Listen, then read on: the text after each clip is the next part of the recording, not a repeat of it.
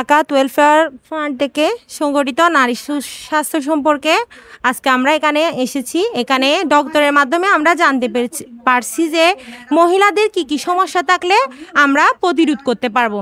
সবাই তো সমস্যা সম্পর্কে কিছু না কিছু জানি, কিন্তু কিভাবে প্রতিরোধ করব আমরা সেটা জানি না। আমরা সবসময় ভুল পরামর্শ দিয়ে থাকি, আশেপাশের মানুষও আমাদেরকে ভুল পরামর্শ দিয়ে থাকে। কিন্তু একজন গাইনিক ডাক্তার থেকে যখন আমরা সঠিক পরামর্শটা পাই তখন আমরা কাজে লাগাতে পারি। এতে আমাদের লাভ হয়, পরিবারের লাভ হবে, আশেপাশের মানুষের লাভ হবে, সমাজের লাভ হবে। সবাই সবাইকে বলতে পারবো, জানাতে পারবো। আজকে এটা জেনে আমি নিজে উপকৃত হয়েছি, আমি আমার বন্ধু বান্ধবকে জানাবো, ওরা উপকৃত হবে, আশেপাশের মানুষকে জানাবো, দরকার হলে ফেসবুকে স্ট্যাটাস দিয়ে জানাবো, দরকার হলে ভিডিওর মাধ্যমে জানাবো। তাহলে দেশে শত শত মানুষ উপকার হবে এবং দেশ সুস্বাস্থ্যে ভরে উঠবে। আমরা চাই এরকম আরও অনেক অনেক প্রোগ্রাম হোক। আমরা অনেক ভালো থাকবো। সালাম আলাইকুম। প্রতিকারের চেয়ে প্রতিরোধেই উত্তম, নারী স্বাস্থ্য শীর্ষক চতুর্থ পর্বে এই সেমিনার গতকাল ফটিকছড়ি উপজেলার আজিমপুরস্থ শাহানশাহ হযরত সৈয়দ জিয়াউল হক মাইজভান্ডারী ইসলামী একাডেমি ভবনে অনুষ্ঠিত হয়। শাহানশাহ হযরত সৈয়দ জিয়াউল হক মাইজভান্ডারী ট্রাস্ট নিয়ন্ত্রণাধীন প্রতিষ্ঠান জাকাত ওয়েলফেয়ার ফান্ড পরিচালিত দেশব্যাপী বিদ্যমান স্বাস্থ্যসেবা কেন্দ্রসমূহ থেকে নিয়মিতভাবে বিনামূল্যে ওষুধসহ চিকিৎসা সেবার পাশাপাশি রোগ প্রতিরোধে জনস্বাস্থ্য সচেতনতা বিষয়ক সেমিনার আয়োজন করে যাচ্ছে।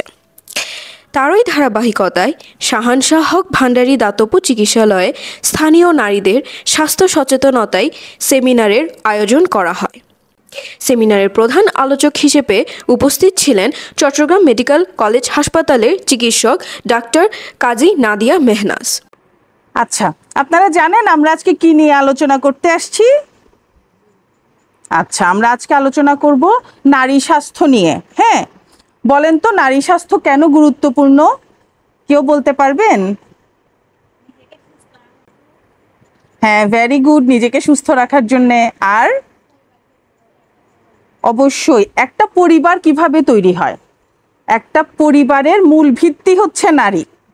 আজকে একজন নারী যদি সুস্থ না থাকে তাহলে তার পরিবার কি হবে? হ্যাঁ, তার পরিবারও সুস্থ থাকবে না। আজকে আপনি অসুস্থ মানে আপনার সন্তানগুলো দেখার কেউ নাই। এই জন্য কি করতে হবে? নারীকে সুস্থ থাকতে হবে। আচ্ছা, শুধু আপনি সুস্থ থাকলে হবে না, সুস্থতার জ্ঞান যার থাকবে সে তার পুরো পরিবারকে সুস্থ রাখতে পারবে, তার স্বামীকে সুস্থ রাখতে পারবে, তার সন্তানদের সুস্থ রাখতে পারবে। এমনকি সে তখন তার সমাজে মূল্যবান ভূমিকা পালন করতে পারবে। সুস্থ থাকার জন্য আমাদের প্রথম কি দরকার? প্রথম দরকার হচ্ছে সুষম খাদ্য। খাবারটা আগে ঠিক করতে হবে। এরপর কি? নিয়মিত পরিমিত অবশ্যই ব্যায়াম করতে হবে সবাইকে। ঘুম, পর্যাপ্ত ঘুমের প্রয়োজন আছে, ঠিক আছে? মানসিক সুস্থতার প্রয়োজন আছে, ঠিক আছে? এগুলি সব মিলেই হচ্ছে নারী স্বাস্থ্য। আজকে নারী নিজেকে বঞ্চিত করতেছে খাবার থেকে, সুষম খাবার থেকে।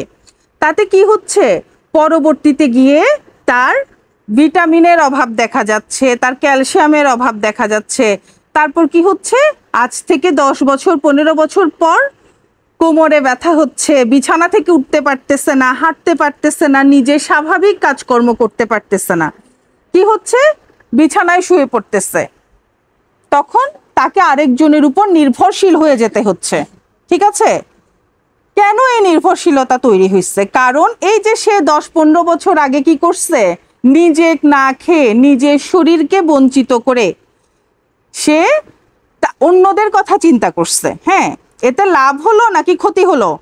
ক্ষতি বেশি হলো, তাই না? কাজেই কি করতে হবে? আগে নিশ্চিত করতে হবে নারীরা যেন সুষম খাবার খায়। আসসালামু আলাইকুম। আলহামদুলিল্লাহ, নারী স্বাস্থ্য সচেতনতা কর্মশালায় এসে আমরা জানতে পারলাম নারী স্বাস্থ্য সুরক্ষার করণীয় কি। আমরা যদি এই পরামর্শ মেনে চলি জীবনে অনেক কঠিন জটিল রোগ থেকে রক্ষা পাবো ও অপর নারীকে সচেতন করতে পারবো। জাকাত ওয়েলফেয়ার ফান্ডকে অনেক অনেক ধন্যবাদ জানাচ্ছি এমন একটি স্বাস্থ্য বিষয়ক অনুষ্ঠান আয়োজন করার জন্য। সেমিনারে অংশগ্রহণকারী গৃহিণী ও কিশোরীদের পরিবার পরিকল্পনা, বিভিন্ন স্বাস্থ্যবিধি, বাল্যবিবাহের কুফল বিষয়ে মুক্ত আলোচনা করা হয়। এতে শরীরবৃত্তীয় স্বাভাবিক বিষয়গুলো নিয়ে প্রচলিত কুসংস্কার ও ভুল ধারণার অবসান হয়। নারী মনে চাপা থাকা শরীরবৃত্তীয় সমস্যা বিষয়ে এমন মুক্ত আলোচনা তাদের মাঝে মানসিক প্রফুল্লতা সৃজন করে। গ্রামের নারীদের জন্য এমন আয়োজনে তারা উৎফুল্ল হয়ে ট্রাস্ট কর্তৃপক্ষের প্রতি কৃতজ্ঞতা প্রকাশ করেছেন। এ সময় জাকাত ওয়েলফেয়ার ফান্ড ও দাতব্য চিকিৎসালয় পরিচালনা পর্ষদের কর্মকর্তাগণ উপস্থিত ছিলেন। তাদের অক্লান্ত পরিশ্রমের বিনিময়ে এই অনুষ্ঠানটা হয়েছে। আজকের দিনটা আমাদের জন্য স্মরণীয়, বর্ণনীয়। মহান রব্বুল আলামিন আমাদেরকে এখানে আসার তৌফিক দান করেছেন, আলহামদুলিল্লাহ।